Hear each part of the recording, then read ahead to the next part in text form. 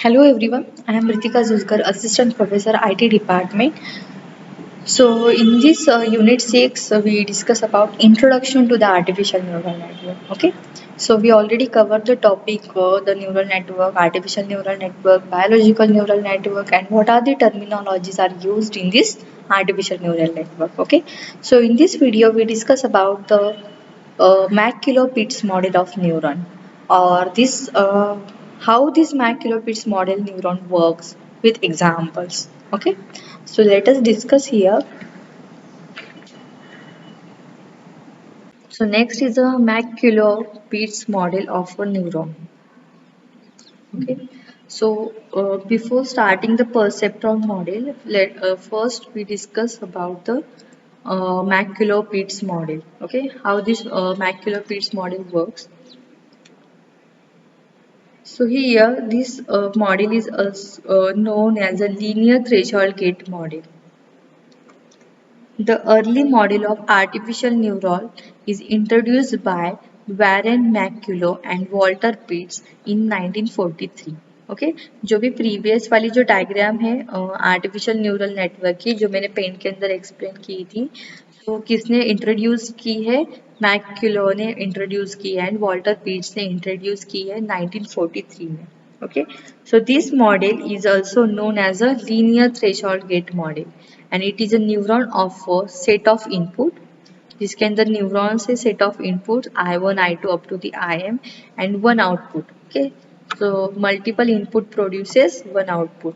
ये जो मॉडल है वो कौन से ये जो हमने डिस्कस किया था अभी तक आर्टिफिशियल न्यूरल नेटवर्क के अंदर. So this model is a McCulloch Pitts model. Okay, so जिसके अंदर मल्टीपल इनपुट्स होंगे जो कि हमें एक ही आउटपुट प्रोड्यूस करेगा. Okay,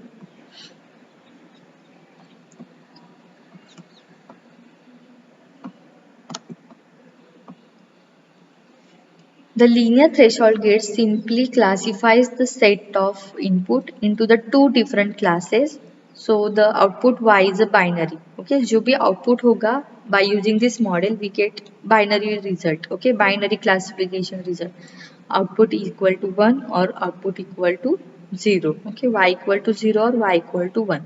So such a function can be described mathematically using this equation. So हम उसको कैसे describe करेंगे जो भी input values है और जो भी weight के values है उसको product लेके हम क्या करेंगे sum करेंगे. So summation of I equal to 1 to n I1 sorry I small I WI. Okay, so I की वैल्यू यहाँ पे वेरी होंगी I1 W1 then I2 W2 up to the IN WN. Okay, तो जो भी सम होगी उसको हम क्या अप्लाई करेंगे फंक्शन अप्लाई करेंगे. किस कौन से टाइप का फंक्शन अप्लाई कर सकते हैं यहाँ पे जो भी हमारा सम आता है उसके ऊपर हम फंक्शन अप्लाई करें एफ ऑफ सम. सो वो फंक्शन क्या है हमारा कौन सा फंक्शन अप्लाई करते हैं हम आर्टिफिशियल न्यूरल नेटवर्क के अंदर. Tell me which function we applied in this neural network.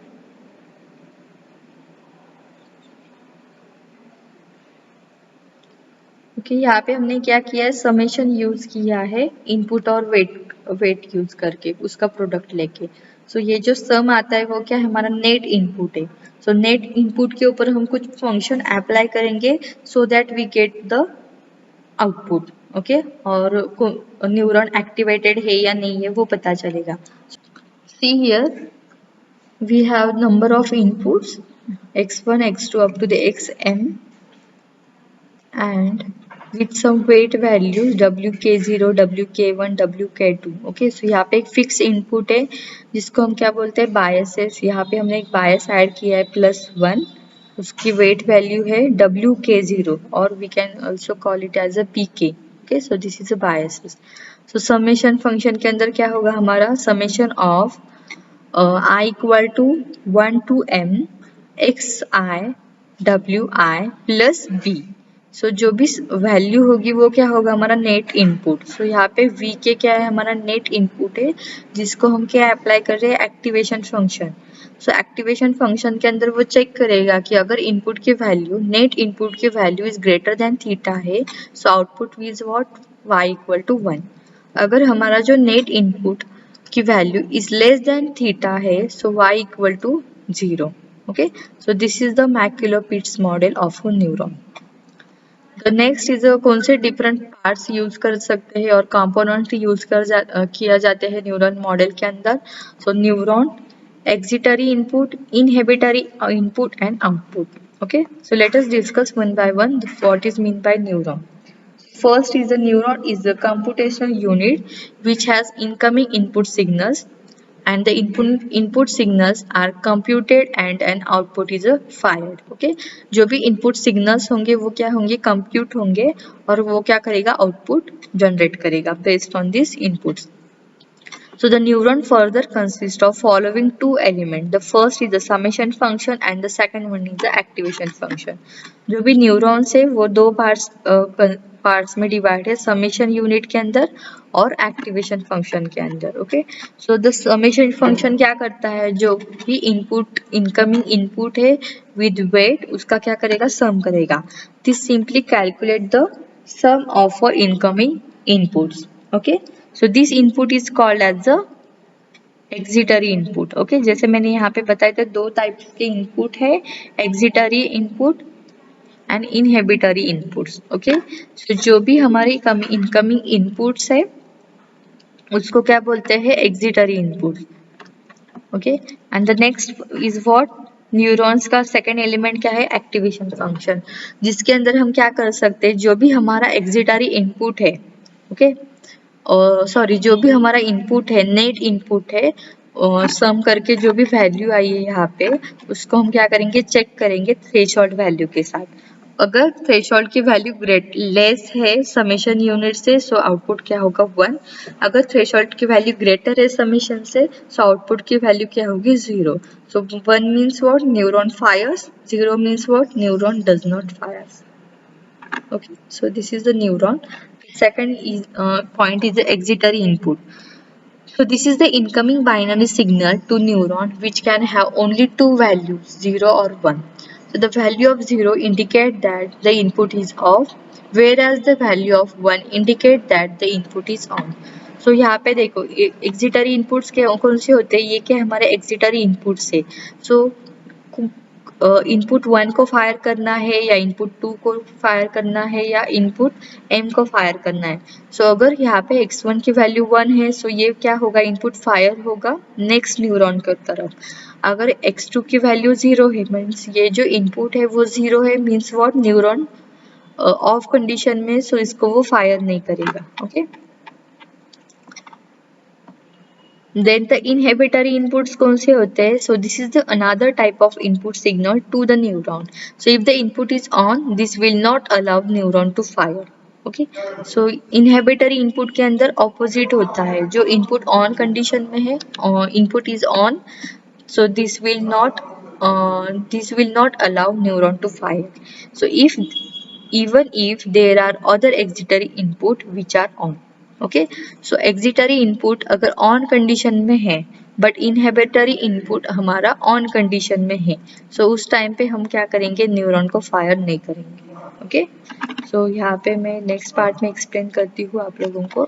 Then output is value of 0 indicate that neuron does not fire and value of 1 indicate that neuron does fire. Okay, so these are the different parts used in the macular-Pitts neuron model. So similarly यहाँ पे use किया है g of x function है, then xi है. अगर g of xi की value greater than theta है, सो 1 होगा, लेस देन थीटा है, सो 0 होगा. Theta is called as the thresholding parameter and this is called as the thresholding logic. Okay, so see here, यहाँ पे x1 x2 क्या है, हमारे एक्सिटरी इनपुट्स है.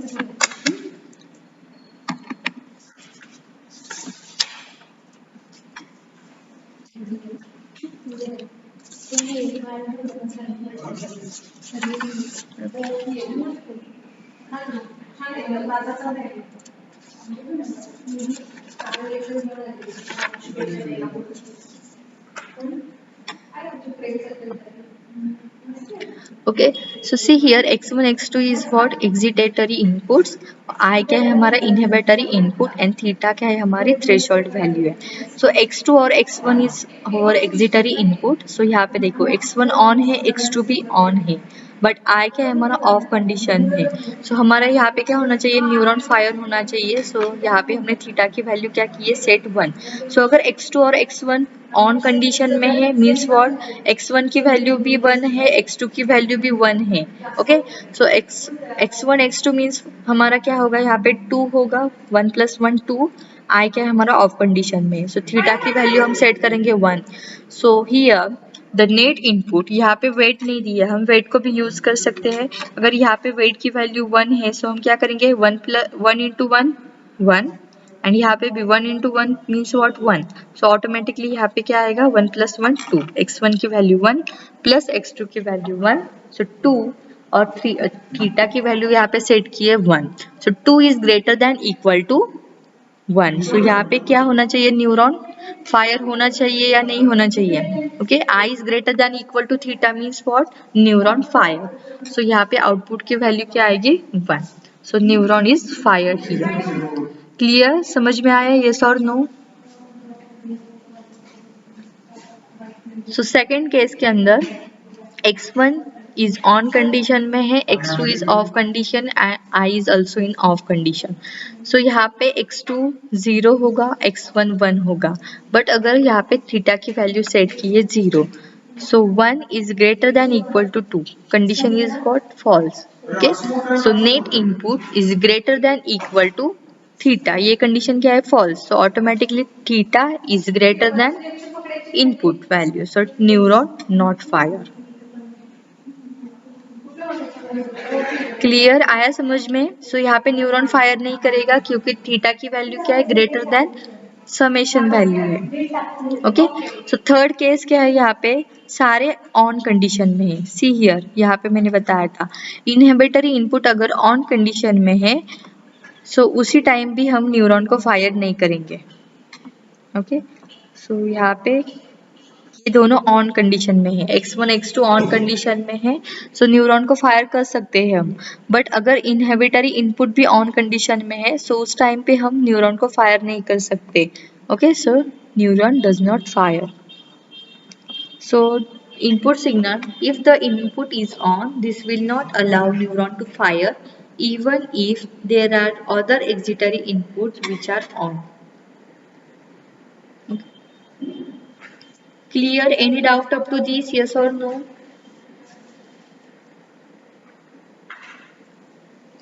So कैसे वर्क करता है this model, having explained the entire setup Maculo-Fitts neuron model in above section, let us now understand how this model works. So the first is the input signals are switched on and the neuron is activated. अगर input signal on condition में so neuron activate होगा.